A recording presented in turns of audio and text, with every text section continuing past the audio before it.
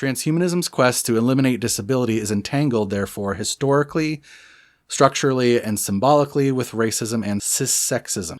While transhumanists might want to deny these connections, they are deeply embedded in the construction and positioning of disability.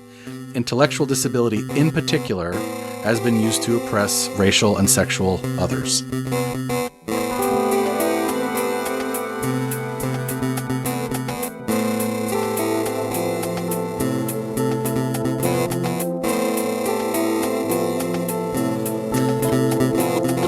What's happening? I didn't do that. That's just the chair did that. The chair did what? Made me turn.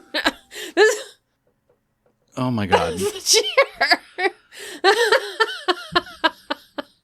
Turning in the chair made you laugh? Look, no, it's just the chair. Well, yeah, it's just off. It's just off. Why is it doing? I don't know, like it's just off kilter. I have to anchor myself with my hands the whole time? Yeah. Welcome to chairing. I don't know. So when you sit in your it's a computer loose chair out there, you just spin around wildly? I don't think that was wild. I think you were just like slightly spinning there. All right, I'm warmed up. Okay. Was that all recording or no? That was all recorded. Don't worry. Okay. I make sure you get all the gold. Good. No, that's not gold. That was garbage. That was garbage banter. Grade A gold. Grade A garbage gold. I guess we'll just say welcome to Culture Just Weird right off the bat. I'm Chris. I'm game designer / data scientist. I'm Kayla. I'm not going to tell you what I am. I'm going to let you decide for yourselves. No, you're supposed you it's our credentials. I'm going to let you define me. I write TV. Welcome to Culture Just Weird. We are happy that you are here. If you want to make this conversation two ways, you can come join us on Discord. The link is in the show notes. Also, go to Patreon and give us money. Obviously. That's, more the money thing and then talk with us. Actually, if you give us money on Patreon, you get access to exclusive channels in the Discord. They're the best channels. Bada bing, there's my call to action. Do you want to do some banter? You know what's funny? It's not funny. It's more horrible and pathetic. Great. It's like I was doing the transcripts for all the episodes. Yes, which all the episode transcripts are now up. If you need transcripts including the old episodes, they're all there for you.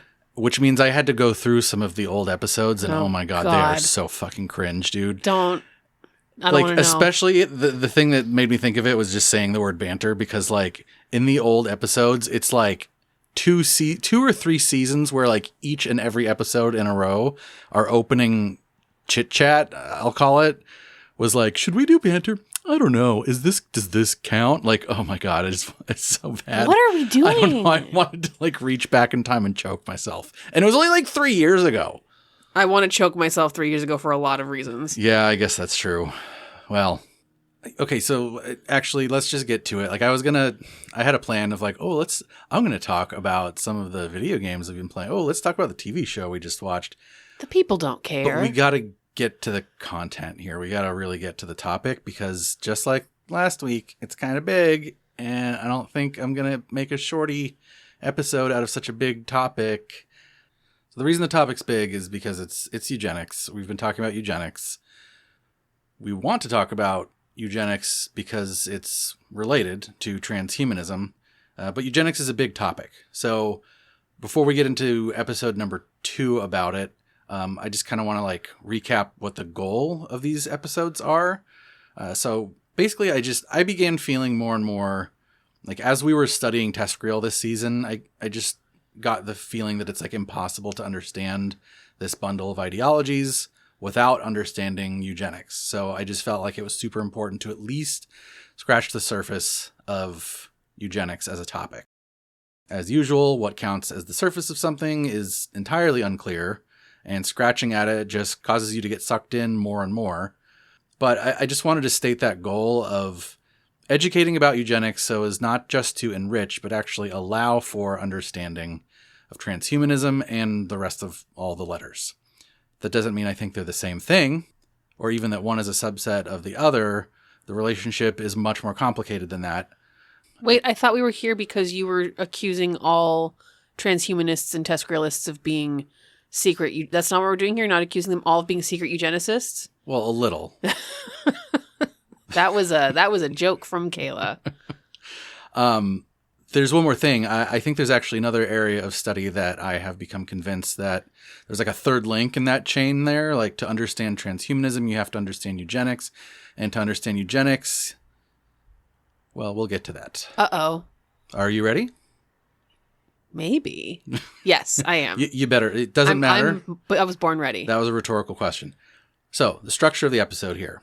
You and I are going to talk about the actual substantive ideological connections between transhumanism and eugenics. And then we're also going to kind of talk about like the people involved. And then we're going to talk about that third thing that I said we would get into. All right. So question. Do you remember the eugenics slogan we ended last episode with? No. No, of course you don't, because that was a week ago. Okay. It goes like this, like so.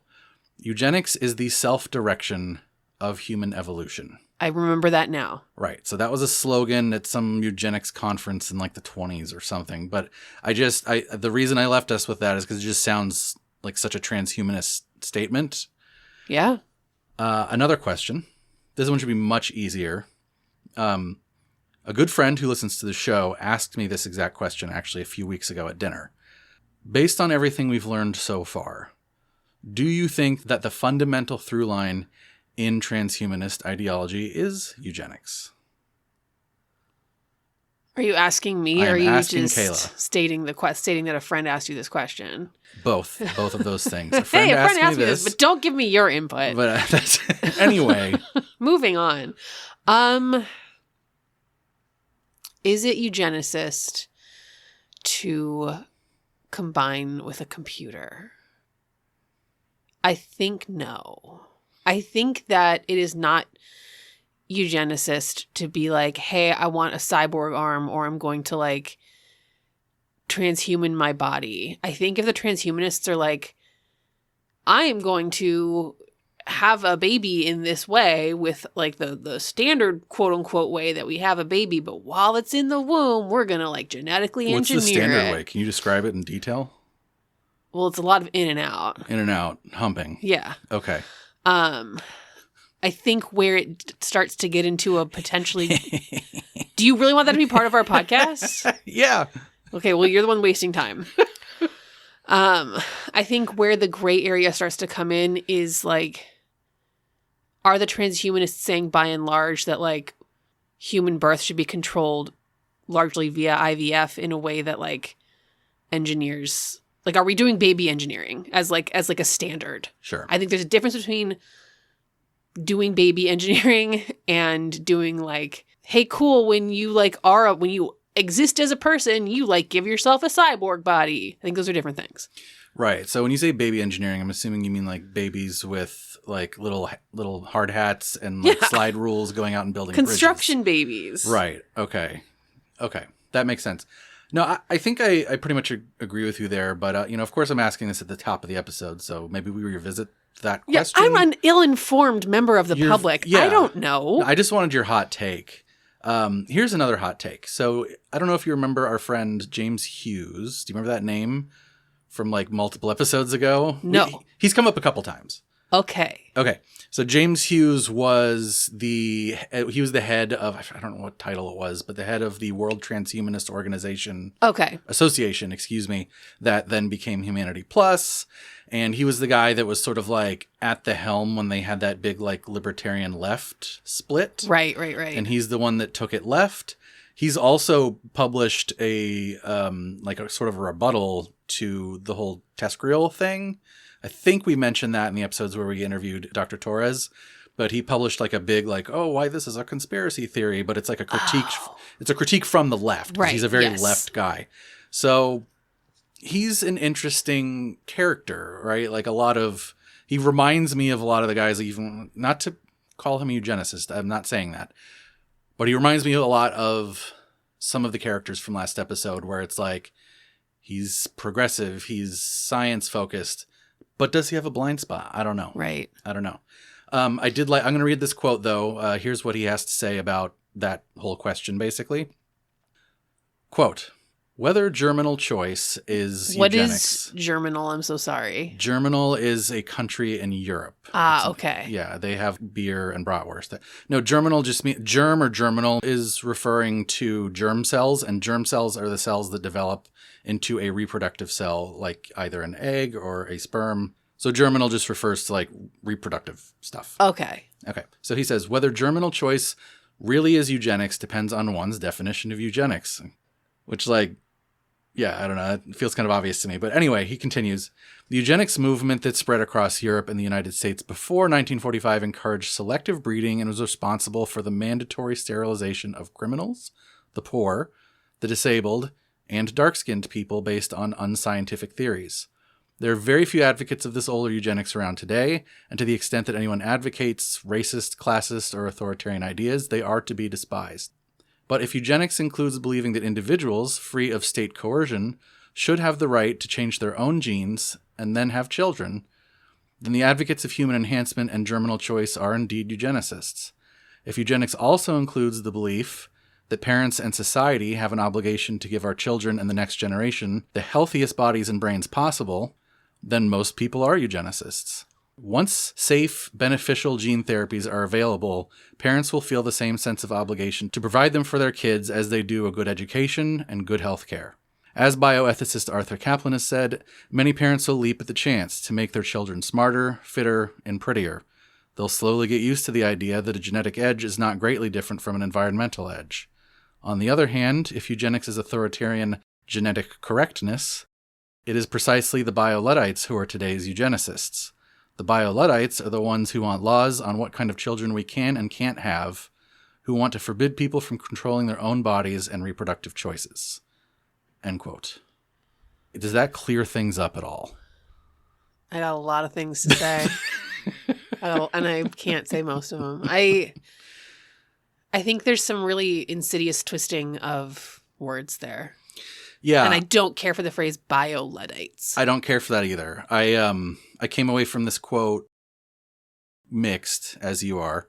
I still like James Hughes. I think most of what I've read from him has been generally good. And I don't think this is all bad either. I think Agreed. There's just like several things in here that are like kind of sus that make me go like, ew, I don't like that you said that. Well, what seems to constantly be missing from these conversations is like the hows.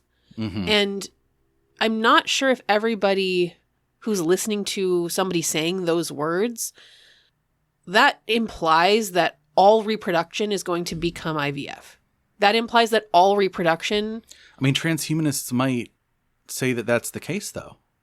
And I am so worried about the financial aspect of that. Yeah. I have a lot of thoughts and feelings about that desire to turn reproduction solely into an assisted reproductive technology approach.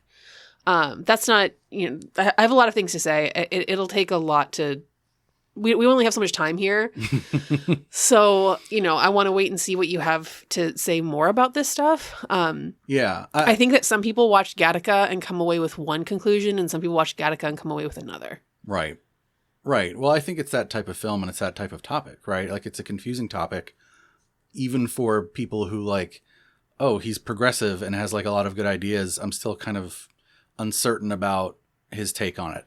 However, I will say that I think that summarizes sort of the transhumanist take on things, right? Like, a lot of the points he made in there are talking points that come up again and again and again, right? Like, oh, well, what's the difference between this and giving my kid the best chance at school and blah, blah, blah, right? It would take a long time to sit here and talk about it, but there are differences. There are differences, but as to the talking points of transhumanists when this topic comes up, I feel like that's a pretty good representation. Okay, got it. As an aside, my answer to my friend a few weeks ago on the whole, like, is transhumanism just eugenics? I said no. It was kind of equivalent to what you were talking about, but my like, well, okay, if the answer is no, then what is it then? I gave him this whole long answer about how I think that like the pedigree of transhumanism is actually more humanism, and that eugenics and transhumanism are both branches on that tree. They're not like, the trunk isn't eugenics and transhumanism comes off of it. Humanism is the trunk and they both come off of it. after doing all this research in the last couple of weeks, I'm like, okay, I still think that's the case. I still think that like there's the central thread is humanism and progress and enlightenment, and that those are branches, but there's also like all these vines going in between the branches, and like one of them's kind of grafted to the other, and it's so complicated. Like you can't even envision a tree.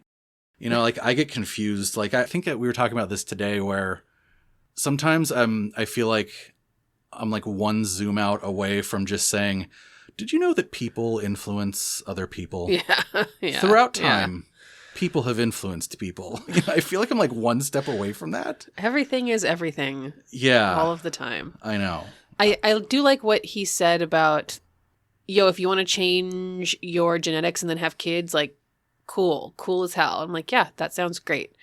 I think another thing that's missing from this conversation is just what choice means. Mm-hmm. And it's something that I haven't seen a lot of engagement with, because like, what does choice mean in this world? Does choice mean that these options are quote unquote available to everyone? Or does, like we keep talking about, does choice mean these options are available to the wealthy elite? Because if these options are only available to a certain price point, then it starts to be a really an extreme version of the like conversation. It's equivalent to somebody being like, well, you don't have to have an iPhone to get by in today's society. You can also have an Android.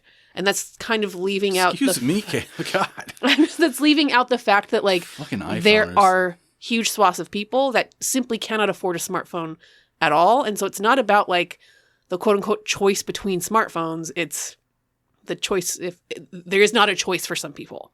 Because of the price. Is it the green text box? It's the green text box. Yeah, that makes sense. We should eugenics away Android phones. I get what I get what you're saying. Just to further disambiguate here, like I think there's kind of also another subdivision. So we're past coercive control from the government, right? Now we're into like it's freedom of choice. But is it really free if we live in this system where like you have to work 5 jobs just to like pay half your rent, and then Elon Musk can like pay for 10 million genetic blah blah blah whatever, right? So that's one thing, and I will say for sure that a guy like James Hughes, I have seen in his writing him stress that actually one of his like big points is this stuff is going to happen. We have to make it accessible or we're screwed. That's part of like why he's good. That's part of why I like him, is because that's one of his main thrusts. I think that there is still yet another subdivision here though of like, okay, even if it's accessible to everyone, even if it's free real estate, right? Is there not still something that makes you feel weird about like certain choices that people might still feel compelled to make? Oh, yes, it's not a choice. It stops being a choice when it becomes the default. Yeah. And this is where I want to kind of like jump in a little bit with like some of the discussions we've been having on Discord and with you and me offline. Like not sleeping because we're just laying in bed being like, let's talk about eugenics. Jesus Christ. Don't admit that. We are the worst. But these discussions were still, I still thought they were interesting, right? So one point that one of our Discorders brought up was that, okay, so we had this scenario that we talked about last week where what if you were able to select for in utero some trait like, say, if somebody was gay or not, right? This is the sort of thought experiment that Dr. Watson of Watson and Crick fame brought up. Would it be okay for the mother to terminate that pregnancy? And so the thing that the sort of the discussion that came up was, well, I think that she should still have her bodily autonomy. And I think that was Dr. Watson's position as well. That doesn't mean that, so I don't think the state should be involved. But that doesn't mean that I won't shun this person and think that they're despicable. Right. So I think that that's an important distinction, is like, it's kind of like the free speech thing, right? It's like, okay, well, just because the government isn't controlling it doesn't mean I like what you have to say. I don't have to sit here and listen to you, and I also then have the free speech to say shut the fuck up. Right. Or walk away. I support your, freedom of your bodily autonomy to have made that decision. I don't support the decision itself. I think that's perfectly fine. But I do think that there's an additional layer of like, okay, but there's still like I can do that, like, Voltairean, I will fight for the right of the person that I disagree with, whatever.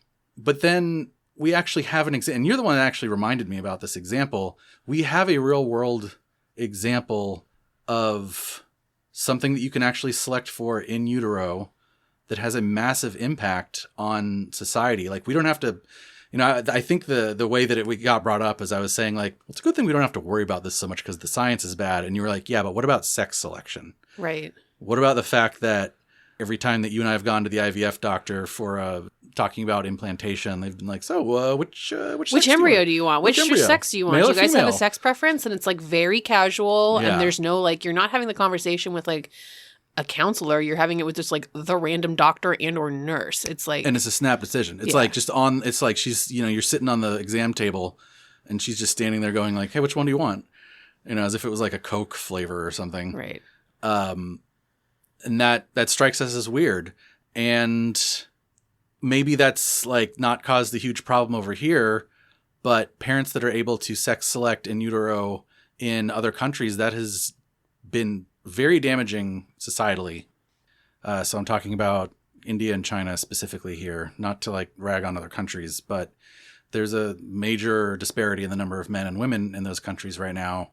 It's only like a 1 or 2%, but that actually ends up translating to being like millions more men than women. More men in than both women, countries. which then creates a whole downstream, just a host of problems to the point where like the Indian government has like laws on the books. They're like, they try to correct for this, but there's been so much sex selection in utero, and there's been other things, there's like infanticide too, but there's been so much. And by sex selection in utero, I literally mean like, oh, if you genetically test and it's a girl, you abort it. Right. We're not talking about like IVF choosing which embryo. We're talking about quote unquote traditional. I'm sure that goes on too, but we're talking quote unquote traditional pregnancies in which, once the fetus in utero is sexed, a decision is made to abort depending on that sex. Right. So that's literally eugenics. It's not like a phenotype trait that's like, well, this is caused by a million different factors. It's like, nope, there's an X chromosome and Y chromosome. It's real easy. We can do it for sure. And it has a massive effect. And so we were just talking about like, okay,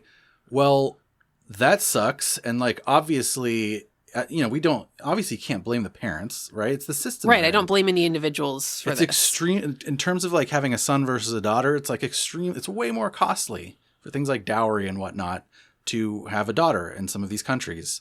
So I totally don't blame the parents for. I say wanting to make that decision. Sure. I'm sure for a lot of them it's needing.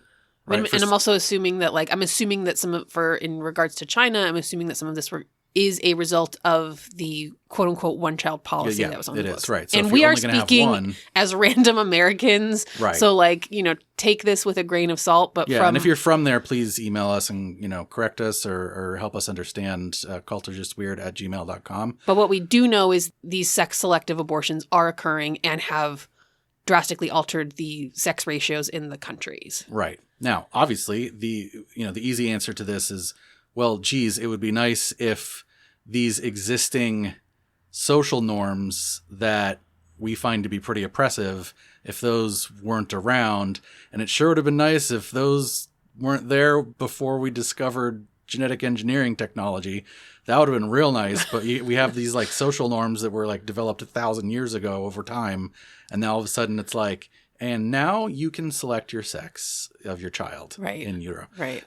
And I think that, like, aside from just being like an interesting and depressing thing to talk about, it also kind of illustrates that, like, okay, well, even in a quote unquote liberal eugenic situation, and maybe even where there's equal access, there might still be an issue if you're doing this type of stuff in a society that has like certain norms. It's exactly what Dr. Torres was saying in the interview, right? Is like, if a society has certain preferences and then you give people a choice, even though it's not state control, it could end up being bad. Right, right. So this is like, we don't have enough time to solve this problem, this intractable problem for the globe. What, you and I aren't going to finish this by the end of the hour and a half? No, I just wanted to like bring it up as an example of some stuff that we've talked about, both you and I, and on Discord, and in relation to the multiple layers of why this can get uncomfortable. I also want to mention here, just to kind of like, harken back to hey, this is all of a branch of humanism and enlightenment, I think it's also worth questioning, like, is progress always great? Ooh, is progress bad? Line go up, bad. Right. So, well, that's what Chris is saying. Chris is saying progress is bad. I'm saying that I'm saying progress is bad. No, like, we've had this discussion too, right? Like, is progress always good? Sometimes it's clearly good. Like, if you have an ectopic pregnancy now, you don't die. You would have died before. Right. That's good. That's a good part of progress. But is it always good? I don't know. Like, we have... Is having a computer on your car dashboard better than what the car dashboard used to be? No. That's considered progress. Is like, now the dashboard console is an iPad versus before it was dials. And I do not think that's a very clear to me example of, like, progress not necessarily being better. Yeah. And if you don't subscribe to car, then your car doesn't go. Please kill me. But that's, like, it's a little hard for us to envision because we're, like, in Western society. But, it might be beneficial to us if we maybe thought about other civilizational paradigms other than Western progress, line go up, everything start bad, get good. And, like, it permeates everything, right? Like, we're talking about evolution and genetics here. Like, a lot of what happens with a lot of the rhetoric, at least it used to be this way, when talking about evolution and natural selection, is that, like, evolution improves organisms and they get better over time and more advanced. And that's what the eugenicists talk about too. Now, luckily, we've moved past that to talking about, like, being more fit for your environment.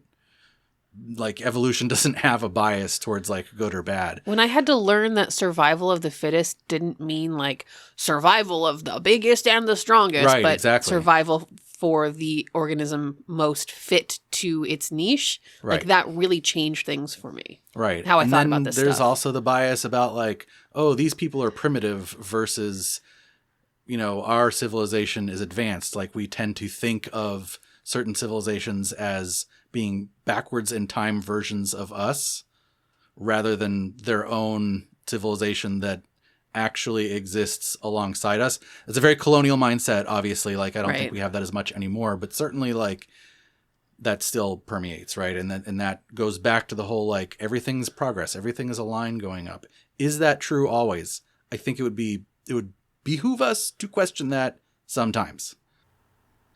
All right, so I said we'd talk about ideas and then we'd talk about people. Time to talk about a people. Time to talk about the Huxley family. So the Huxley family, man. Aldous? Aldous is one of them. So Aldous Huxley. What did Aldous do? He wrote Brave New World. He did, and I pretended to read that in high school, and I would just, like, carry it around. But it wasn't assigned. Oh. It was just like, I should read this book, and I, like... Oh, you are such a dork. It's because I kept starting it, and then it was, like, kind of really boring, and I never finished it. Yeah, we were supposed to read Tess of the D'Urbervilles in high school. Not doing that. And we watched the movie so that we wouldn't have to read the book. And we were too bored by the movie to finish that's a bad sign. In any case, we're not actually here to talk about Aldous. We're here to talk about another member of his family, his brother, Julian. Actually, before we talk about Julian, their grandfather, I did not write down his first name here, but their Great-grandpappy Huxley. Grandpappy Huxley coined the word agnostic. Oh. So these guys were word coiners. Julian coined a bunch of terms. I would say, aside from the one we're about to talk about, the other most famous one might be ethnic group. So he coined the term ethnic group to talk about... How do you coin that? How's that not just a term? Yeah, so it was basically like a replacement for the word race, as, like, the idea of, like, race science was becoming heavily discredited, and, in the late 40s and 50s. They needed, like, a different way to talk about human groups in a way that was, like, more precise. So that was him coining that word. He also coined the word transhumanist or transhumanism. Oh, Huxley did that. Huxley did that. There's some, I read some things where it's like, oh, well, actually so-and-so said it before in this publication or whatever, but he's widely credited with, like, coining and popularizing the term. He's the Elon Musk of the term. But yeah, that's why he's sort of like, he's like the typical tie-in. So when people talk about, like, oh, transhumanism is just eugenics, right? A lot of the times the exhibit A is Julian Huxley, because Julian Huxley was himself a eugenicist. And then he coined the term transhumanism. Now, was he a transhumanist himself? Not really, like sort of. Like he espoused some transhumanist ideas, but the connective tissue there is weird to me because like mostly he was very similar to the guys we talked about last week, where he's like just this badass scientist that like unfortunately was also had eugenics ideas.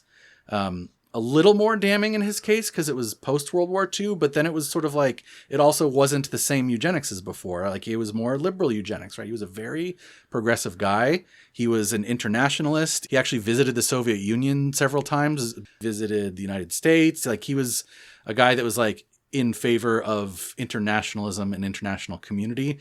In fact, he was the first director of UNESCO. Oh. So UNESCO is the United Nations Educational, Scientific, and Cultural Organization. That's UNESCO. You've probably heard it before as like UNESCO World Heritage Site. Yeah. So they're kind of like a international national park type thing, but they actually do like a ton of stuff. This is an aside. This is not about Julian Huxley, but there's a ton of stuff that they get involved in. There's like all these NGOs that they sponsor. Oh, I didn't know that. And they're into all kinds of stuff. In fact, one of the things I found was, do you know the International Baccalaureate Program? Yeah, the thing that you did in high school because you're a big nerd. IB, yeah. Yeah. That's UNESCO. What does that mean? UNESCO created the International Baccalaureate Program. Is UNESCO bad? UNESCO is globalist. Is it bad? It's a globalist agenda. I mean, I don't think so. Its founding mission says here to advance peace, sustainable development, and human rights by facilitating collaboration and dialogue among nations. So sounds... Do you feel like that's what was achieved in IB? Pretty good. Yeah, absolutely. I am the most peaceable and cooperative person that has ever existed, Kayla, thanks to IB. So that's UNESCO. Just to hammer home several things. One is like, he was big and important. Two is he was very internationalist. 3, he was the founding member or head of lots of things. So he was also the founding member of the WWF. Like the chair slamming. The wrestlers? Yeah, so he was a wrestler. Hell yeah. Nah, the animal one, right? That was a slow pitch for... Yeah, the animal one. He was big into conservation, huge into conservation. In fact, if I had to say like number 1, it would probably be conservation. Interesting. In terms of his interests, because he was a biologist, right? So it kind of makes sense. Let's see. He was the secretary of the Zoological Society of London. Okay, I'm sorry. How do people have the time? I don't know. And he was also the president of the British Eugenics Society from 1959 to 1962. Oh, also... That's less good than the animals. Yeah. First president of the British Humanist Association. As if to just like swoop right in and support my argument about humanism being the trunk of the tree here. He was also known for being like a good communicator, like presentation of science and popularization of science. But again... eugenicist. So here's a quote. It says in his Wikipedia article says he actually used this quote this argument several times. No one doubts the wisdom of managing the germplasm of agricultural stocks, so why not apply the same concept to human stocks? I can think of a couple reasons, Mr. Huxley. I can think of a couple reasons now, again, but that's common talking point for eugenicists. Why? Why do they want to think of themselves as livestock? Why do they want to think of themselves as livestock? I don't know. But again, mixed bag. Like, he advocated ensuring that lower classes had a nutritious diet, education, and facilities for recreation. And that was like partially because yay, but also partially because he knows that the higher you move up the social ladder, it tends to correlate with a decrease in number of births. And the less will have to eugenics you. Right. The less will have to force eugenics you. I don't think he believed in forced eugenics, but he did believe in, well, here, I'll read another quote by him. Then we must plan our eugenic policy along some such lines as the following. The lowest strata, allegedly less well endowed genetically, are reproducing relatively too fast. So there it is again. Did Mike Judge write this? I know, right? Therefore, birth control methods must be taught them. They must not have too easy access to relief or hospital treatment, lest the removal of the last check on natural selection should make it too easy for children to be produced or to survive. Long unemployment should be ground for sterilization. or at least relief should be contingent upon no further children being brought into the world, and so on. That's That is to really, say, really, really, really awful. much of our eugenic program will be curative and remedial merely instead of preventative and constructive, end quote. Good Lord. I know. It's not great. I'm like, he does all this great stuff and then he drops like that bomb and I'm like, holy shit, what the fuck? He also, though, like we talked before about the fallacy of thinking of evolution as like an advanced, march of advancement. So he has this quote. It says, "The ordinary man, or at least the ordinary poet, philosopher, or theologian, always was anxious to find purpose in the evolutionary process. I believe this reasoning to be totally false," end quote. So he was against that. It's a mixed bag. Like, I don't know what to say about Julian Huxley other than like, he's the common tie-in thread that people like to use when they talk about the connection between eugenics and transhumanism.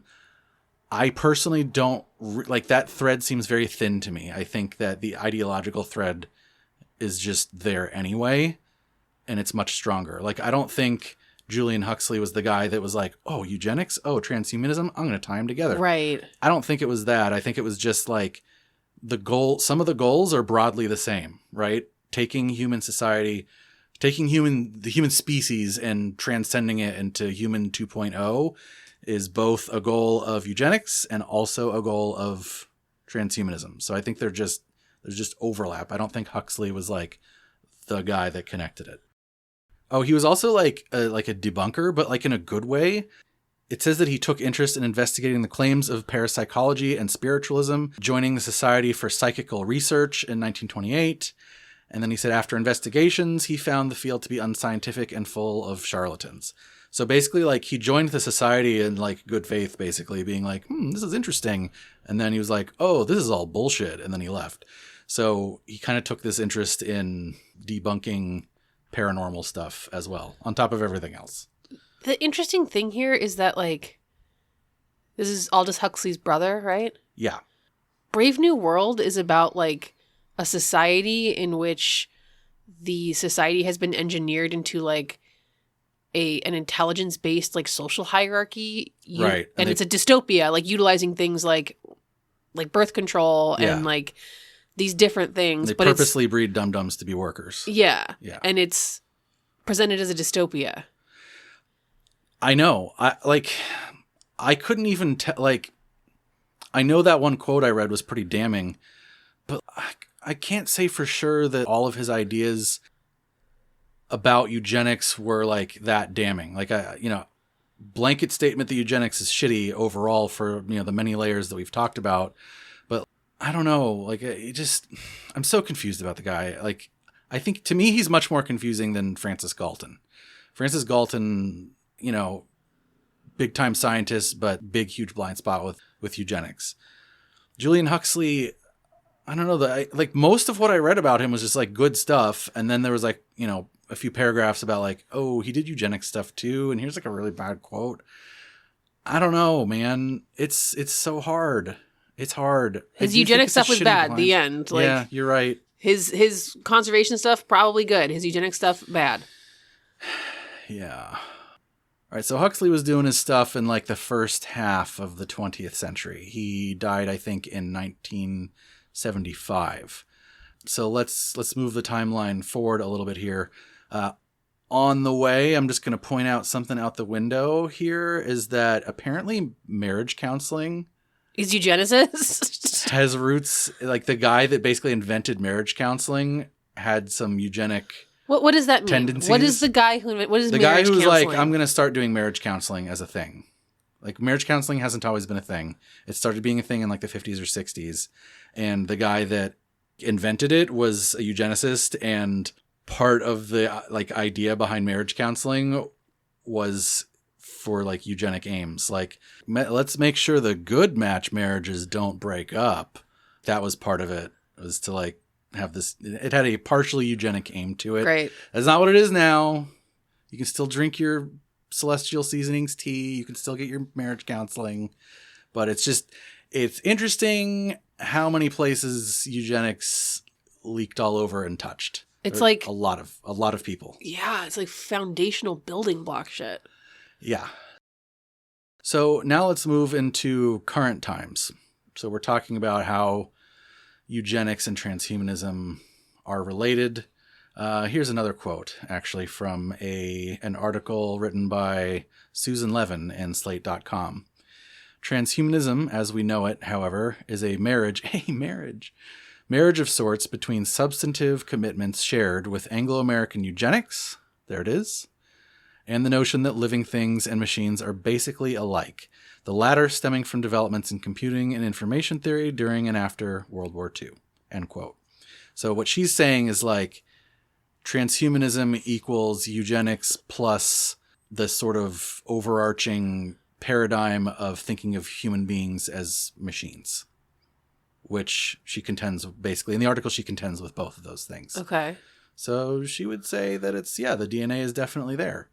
We've talked about Nick Bostrom quite a bit on the show recently because he's he's basically if you had to name one guy that was like TESCREAL or it was like behind all this, you'd probably name Nick Bostrom. We have a Nick Bostrom book in our library, like in our bookcase. Yeah, it's called Superintelligence. I've never read it though. I've never read it. I'm kind of thinking of taking it off of our bookcase.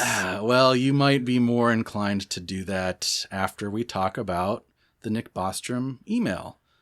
I don't want to talk about that. Let's talk about the Nick Bostrom email, because if we're going to be talking about TESCREAL transhumanists that have eugenic thinking, we need to talk about this email.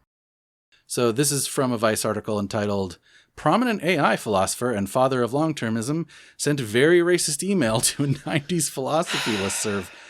By the way, do you know who dug this email up and found it out in the muck? Would I ever be able to guess? Yes. You. Emil Torres. Really? Yeah, Emil Torres found this email, actually. Good. Quote, "Nick Bostrom, an influential philosopher at the University of Oxford who has been called the father of the long-termist movement, has apologized for a racist email he sent in the mid-90s. In the email, Bostrom said that, quote," trigger here, this is not me saying this. He's saying racial slurs. Bostrom said that, quote, "Blacks are more stupid than whites," adding, quote, "I like that sentence and think it is true," end quote, and then used a racial slur. So the racial slur part of it was basically like he continued writing stuff and then was like, "I like that sentence and I think that it's true, but if I were to say that in mixed company, then people would hear it as me saying blah, blah, blah, blah, N-word, blah, blah, blah, blah. Or like, I'll write it down. I really hate N-word. But I'll write it down and send it in mixed company. I'll write it down." Yes, but it wasn't mixed company. It was a listserv that contained a lot of people in it that were in this exact movement that we're talking about. Right. So the fact that he felt comfortable sending that email in the company of other people that we might call like proto-TESCREALists, right, I think is pretty informative. So he did do a apology. So he was, he did and it was like not a bad apology. Sure. It was like, I don't remember the exact wording, but it was basically like, I fully recant this. These are not views that I hold now. I wish I hadn't said that. I don't think it fully addressed though. Like I kind of feel like too much of the emphasis, both in the reporting on it and in his reply and in his apology, I still think the emphasis is too much on like the racial slur and not the sentiment. Not the sentiment. That's icky. Like, I'm not going to say the racial slur, but I actually think that saying blacks are more stupid than whites, I like that sentence and think it's true, is actually the worst thing to say. Right. Because that's the other thing was just like, haha, I'm just saying this for like shock value. Not a cool thing to say, but not the former thing is like awful. Yeah, the former thing is like, oh, that's actually really dangerous. Yeah. That's like literal scientific racism. Right. Has been disproven. Like, first of all, throw out IQ. I had a whole thing I was going to talk about IQ in this episode. And we gave up on IQ? I gave up on IQ. It's just too much. You guys, that should say a lot. It's a whole nother rabbit hole of IQ where like, is that test even meaningful? A lot of people say no. I say no. So there is a measurable difference. People find a measurable difference in average IQs across different races. But if you control for things like socioeconomic status, those things disappear. And also like they tend to like converge over time. So like if you look at like the Black community over time, the average IQ has, as measured, has gone up over time as their socioeconomic conditions have improved. Right. So there's just a ton of evidence pointing to the fact that there's like it's widely scientifically accepted that there's no race, and also race is not a scientific thing. Like it doesn't have any genetic basis. So like there's multiple reasons why scientific racism is harmful and also wrong.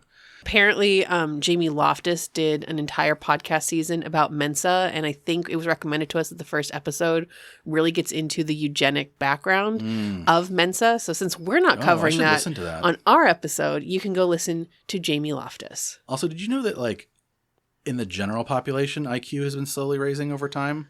Interesting. People don't know why. There's like a name for the effect. I forget what it's called. It's because we're eating more. So that's what some people think. Some people think we're just like healthier now. Yeah. Because of, better access. We don't have rickets or whatever. Yeah. So I don't know. But in general, it's been going up. And computers. But also fundamentally, IQ is busted. So what does that mean anyway? Okay. The point of all this, though, was to, again, talk about like if we got this like founding father of TESCREAL stuff feeling very comfortable putting his scientific racist viewpoint out there on this listserv, I don't think that looks good for transhumanism and TESCREALism in terms of its eugenic ties. It also makes me feel a lot better about the decision we made at the very beginning of this season. Man. Where we almost... Have we talked about this yet? I don't know. We almost opened the season by reading a story written by Nick Bostrom. Right. And then we went, you know what? Actually, he might be dumb. This story's really dumb. And then we did. He might be an idiot. I still really like the story. The story's fine. The story's cool. Especially as adapted by, I don't know who it is, adapted by the YouTuber who popularized this story. If you go look up the Nick Bostrom dragon story, you'll find it. Yeah. But yeah, we almost opened the season by talking about this story that like equates death to like a big dragon that eats a whole town. So glad that our radar was on for that. We went, I don't know, actually this is kind of silly. I think part of it was when we were talking about how he was like railing against, I don't know who he was bitching about, but like, hey, why aren't we trying to solve death? Like, why aren't we trying to put resources towards that was the story was about. Curing death, because that's what the story was about. And we were like, does he know about medicine? Right. Has he ever gone to the doctor?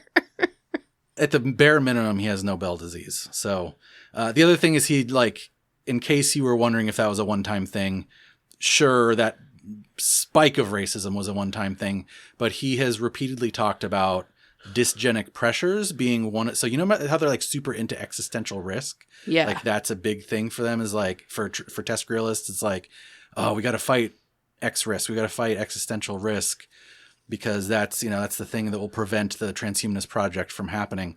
One of the existential risks, depending on who you ask, and definitely according to Bostrom, is dysgenic pressures, which is idiocracy. They're all worried about idiocracy happening. Are you fucking kidding me? That's what dysgenic pressures means. Nick Bostrom's a dumbass. Nick Bostrom is really making me think of that quote from the previous episode about like an idiot doesn't know he's an idiot, and like the people who think that they're the smartest are the ones who are trying to fashion the world in their own image. Exactly. And like maybe Nick Bostrom should like take a long hard look in the mirror, because none of us are as smart as we think we are. And that's where it gets like super racist and eugenic. That's where the eugenics and the racism really come in, is the like dysgenic pressures. So when you say dumb people are going to outproduce us, and then you also say, I think blacks are stupider than whites. All right. Had to talk about the Nick Bostrom thing, obviously. We've been sitting on that one for like a really long time. Also, Nick Bostrom's institute like failed recently. Yes, which is, I think, honestly, after doing all this, is probably a good thing. It's the Future of Humanity Institute. That's why we named those episodes Future of Humanity, those previous few episodes. Okay, so we talked about some ideas. We talked about some people, and I promised you I would complete the sentence: you can't understand transhumanism without understanding eugenics, and you can't understand eugenics without understanding something that I had not read about before, although I had definitely heard thoughts, conclusions, the influence of this theoretical practice, but without understanding crypt theory. Oh. So what is crypt theory? First of all, I I need to specify that I am not using that word in a derogatory manner. That word has historically been used as a slur. Historically been used as a slur. It is currently in the process of being reclaimed. It's similar, I think, I could be speaking out of turn, You're but not. Similar to queer. It's. I've read that in several places that like it's the parallels have been drawn between the reclaim of crip and the reclaim of queer. And in fact, crip theory specifically talks about the intersection of disability and queerness. So that's like one of its big things. All right. So that's what crip theory is. In a nutshell, it's a lot more than that. Actually, before I get to this quote, the other thing I should mention is that it intersects heavily with the idea of the social model of disability. So there's something called the social model of disability, which was proposed as an alternative to the medical model of disability. I think this is stuff that like we've probably heard about more. Like we've encountered these ideas a little more than crip. I'd never heard the word crip theory, but I had heard the social model. I just don't know if I'd heard the term.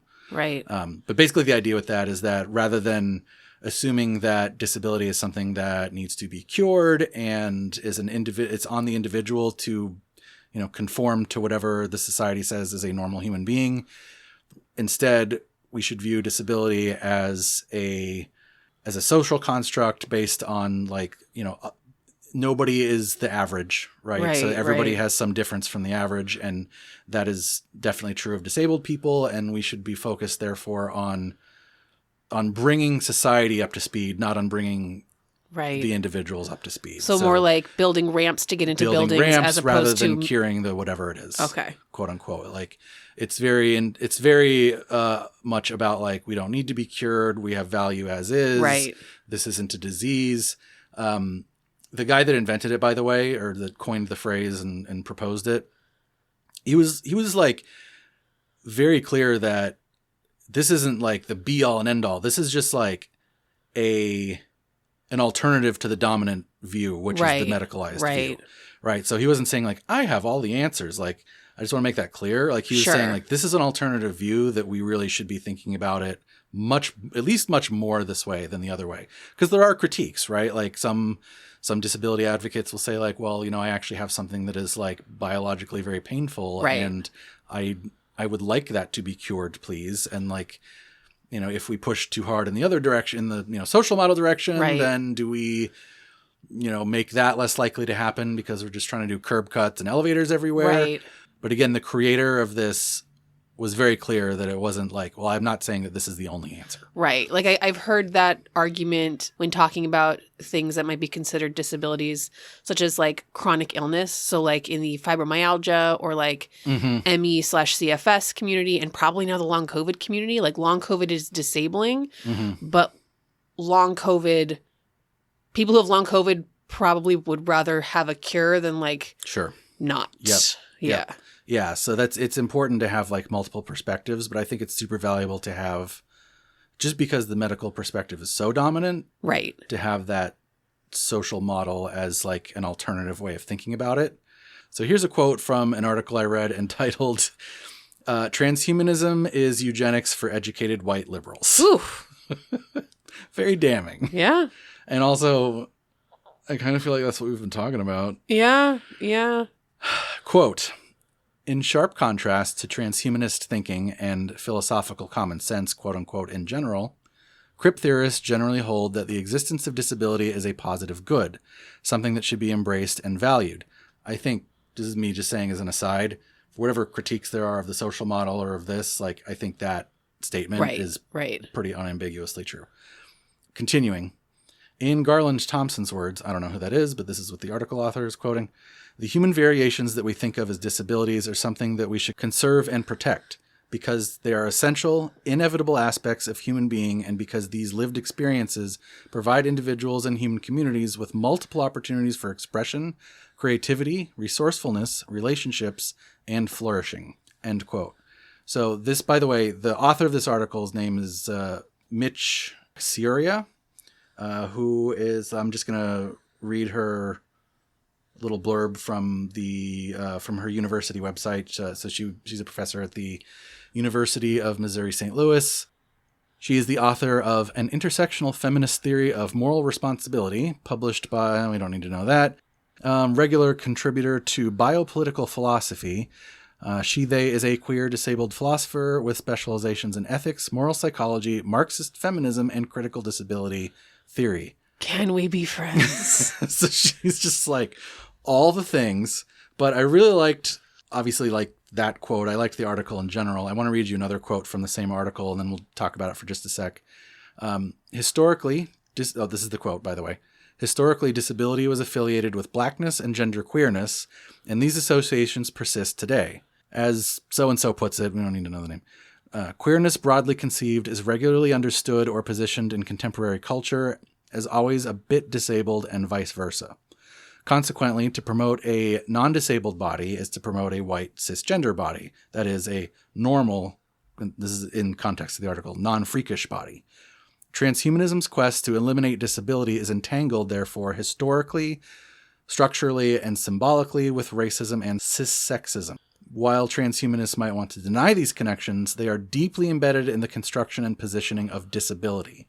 Intellectual disability in particular, this last sentence is kind of like why I'm reading this. Intellectual disability in particular has been used to oppress racial and sexual others. End quote. Mm-hmm. So this is why I say, like, I don't think you can understand eugenics either without understanding crip theory, because eugenics is basically talking about let's eliminate the people that let's do a genocide, essentially, whether it's actually killing them or sterilizing them, on people that we consider to be unfit.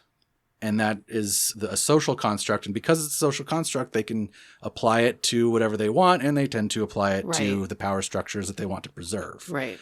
So that's why it's like inexorably linked to the racist structures that we have, is because it's like, well, we just need to say that black people aren't, we just need to have smart people like Nick Bostrom say that I think blacks are stupider than whites.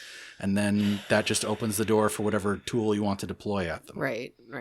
So it's all connected. I'm really grateful that there's like academics doing this work, because that was an incredible way to put into like actual substantive like argument why this is not a good phrase. Human diversity. That's not a good phrase, right? Actually, human biodiversity is one of their like favorite things to say. Crip theorists love the phrase human biodiversity. Okay, then I'll say it. They use in fact they use that to contrast against genetic selection or eugenics. Yeah. To have an academic argument for human biodiversity, I think is really good to have, because it can feel like, well, I just feel like it's good to have different kinds of people, and I just feels icky to like genetically engineer everyone to be blue-eyed and blonde. Like that's not a great argument to be like, well, it just feels wrong. So to have academics putting into words and like quote unquote rational arguments of like why human biodiversity is important and why it is a benefit to our society as part of these like the ability to argue against the actual quote unquote rationalists who are able to come up with like very logical sounding arguments of like why liberal eugenics is like good. Actually, I think that's I'm really happy to hear that. Yeah, and I think that it's like it's important to listen to those like this feels icky, but it's I think what you're saying and what this person's doing is explaining where that feeling comes from. Right. And making it more than just a feeling. Yeah, exactly. So like overall, I guess what would you make of the crip theorists' derision of transhumanism? I'm just going to go back to the thing that I said about that quote. Like that's kind of how I feel about it as a whole. It feels like I feel like I want to learn more about this, because this feels like something that I feel like I could align with. But how does it make you feel about transhumanism? Like the fact that they don't like it? The fact that crip theorists don't like transhumanism? Yeah. I think it's probably reductive to say they don't like transhumanism. You know what? I'm actually gonna stop you here, because I'm You're trying to get me to you have an answer in mind. Tell me what that is. Because I kind of asked you a trick question. Yeah, tell me what I'm supposed to think. Because I know something that you don't. Oh no. Crip theorists aren't actually anti-transhumanists. Oh, that's what I said. I think I'd say they're very anti-Tescrial. If I'm going to like pull this back to like the Tescrial thing and how Tescrial kind of feels as a bundle different than any one piece of this.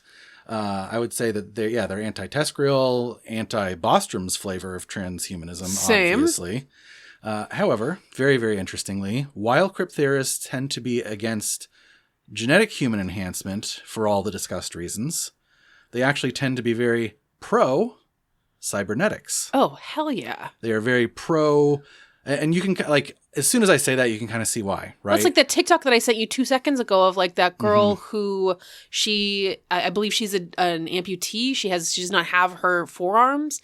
And she was talking about how, like, prosthetics used to suck because we were trying so hard to make them look like a quote-unquote, like, biological arm. And now these ones nobody I have... by the way, nobody was asking for their input. They were just like, here's your arm. And now that we've started to design... Now that disabled people are part of that design process, the fucking prosthetics are cool as hell because they, like, do different things and aren't just, like, hindered by trying to look like a biological arm. And hers were, like, in addition to having different abilities than a biological arm, it was also, like, pink and sparkly. It was cool. Yeah, it was dope as hell.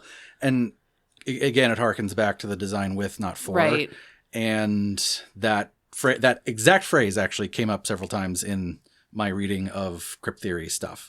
So it makes a lot of sense. Like, they will, like, part of it is what you were just saying. And part of it is also, like, crypt theorists also like to point out that there's like this DIY element to it that like they don't, it's exactly what you were talking about. Actually, they are against the commodification and top down, like, non-disabled people designing for them. Sure. They are for a disabled person saying, like, I need to be part of this design process. Disabled people designing their own cybernetic enhancements, yada, yada, yada. Does that make sense? Yes.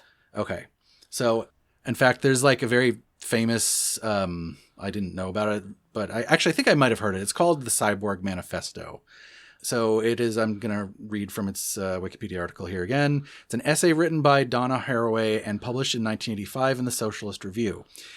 In it, the concept of the cyborg represents a rejection of rigid boundaries, notably those separating human from animal and human from machine. Haraway writes, the cyborg does not dream of community on the model of the organic family, this time without the Oedipal project. The cyborg would not recognize the Garden of Eden. It is not made of mud and cannot dream of returning to dust. The manifesto challenges traditional notions of feminism, particularly feminism that focuses on identity politics, and instead encourages coalition through affinity. Haraway uses the concept of a cyborg to represent the plasticity of identity and to highlight the limitations of socially imposed identities.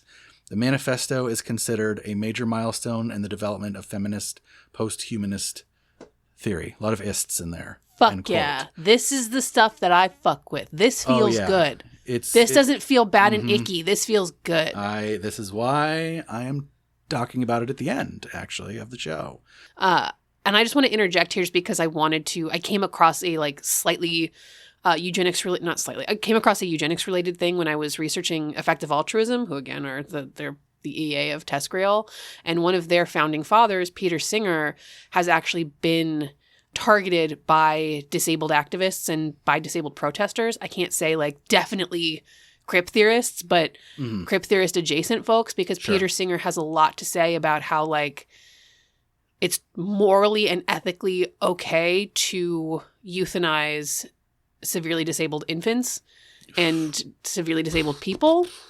And it's, this episode's not about that, so I'm not going to get into the nuance of all of that, but this is a person who's very influential in the Tescriel movement, who has been protested by disabled activists specifically for saying it's morally and ethically okay to euthanize severely disabled infants. That's not a good thing to say. Don't say that. Don't think that, and then also definitely don't say it.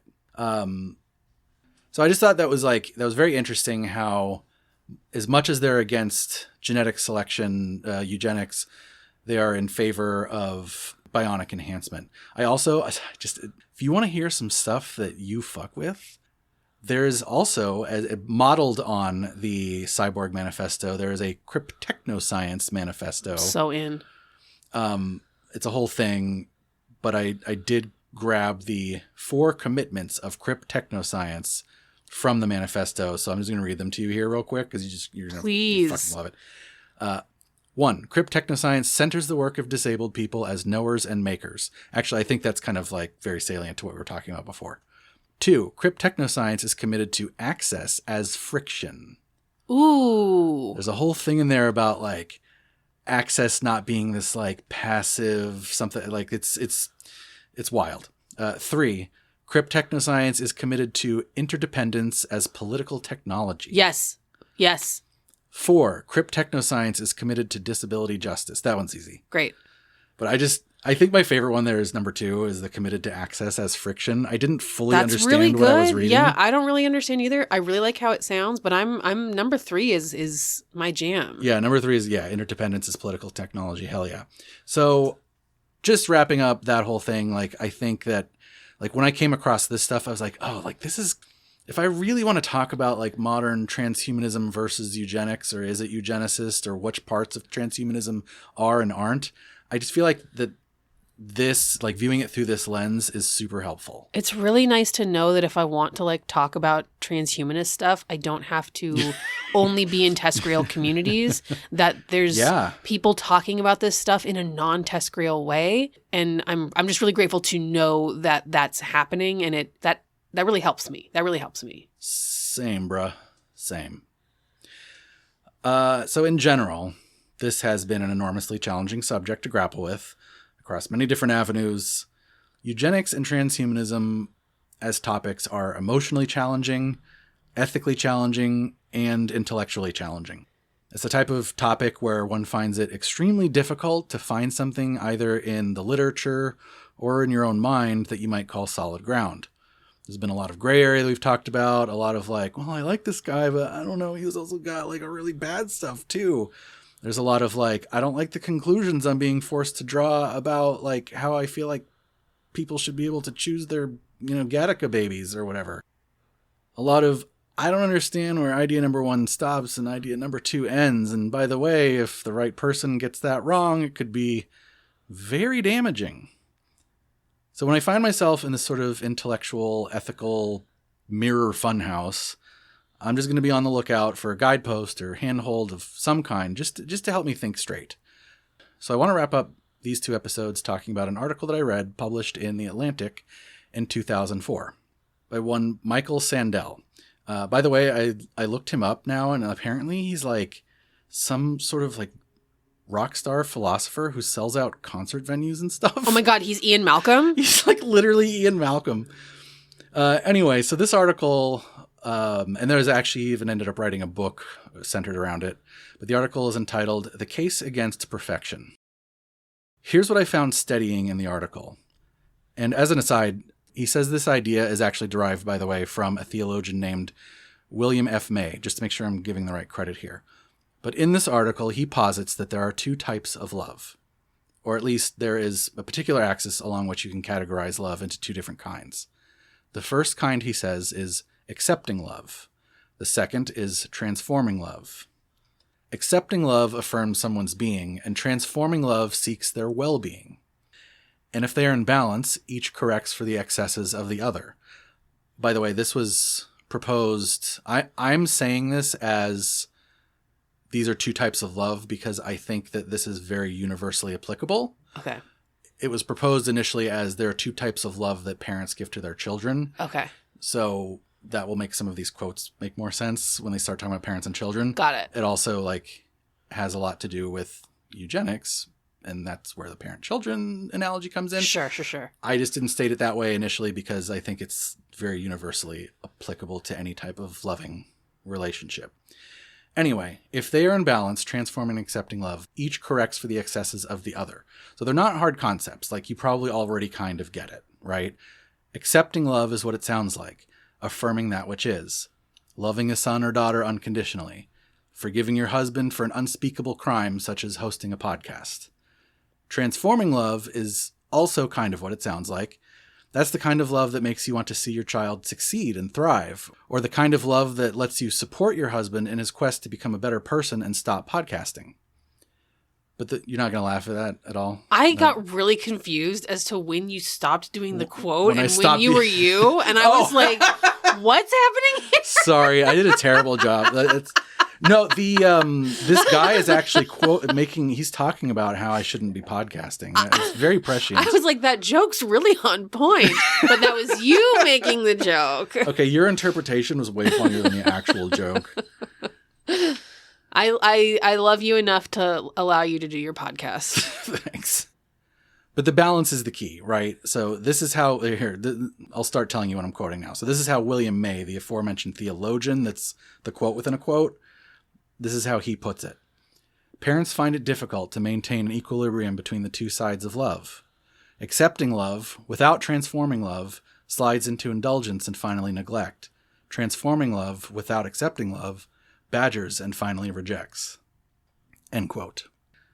And what Sandel ultimately posits is that the eugenic project represents a sort of apotheosis, a final boss, if you will, of the victory of transformative love over accepting love, wildly out of balance and thus, ultimately, unavoidably pernicious, even if you were able to somehow make the science work perfectly and keep state coercion at bay, not just because it is a powerful tool for social class dominance, which it is, and not just because it is sloppy pseudoscience, which it is, but because it robs humanity of the great gift of mindfully contemplating the unfolding of our time on Earth.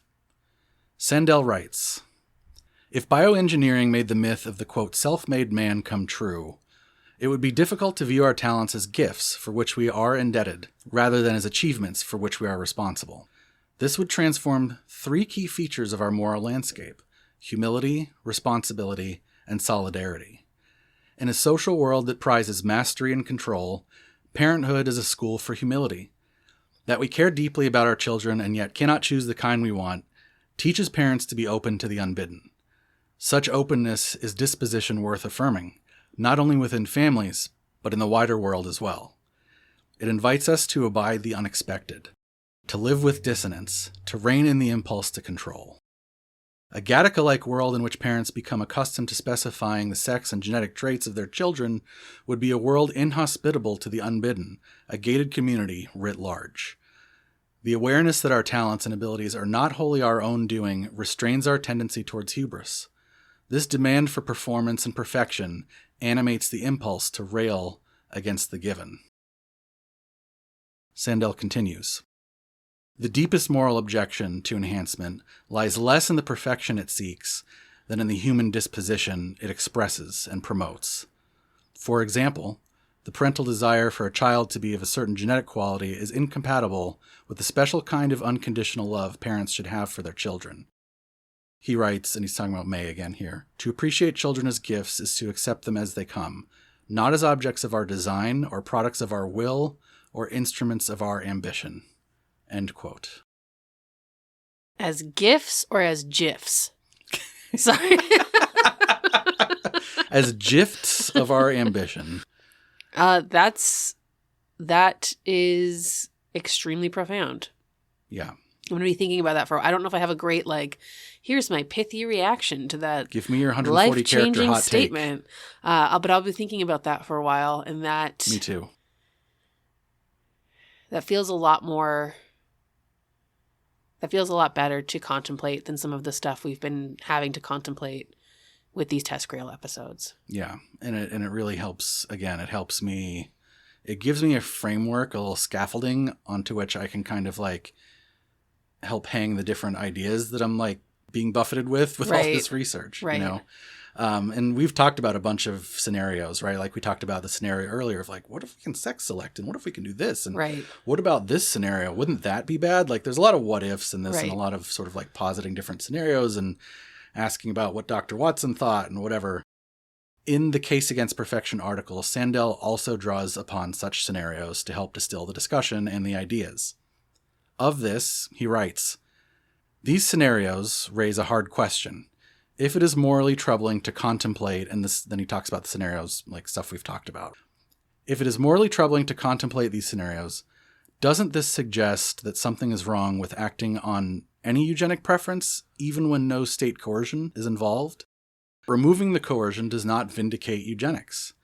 The problem with eugenics and genetic engineering is that they represent the one-sided triumph of willfulness over giftedness, of dominion over reverence, of molding over beholding. Why, we may wonder, should we worry about this triumph?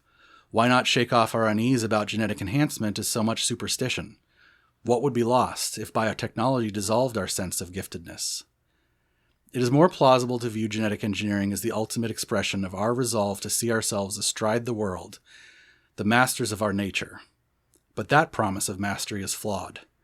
It threatens to banish our appreciation of life as a gift, and to leave us with nothing to affirm or behold outside our own will. This is Chris. This is Kayla. And this has been Culture Just Weird.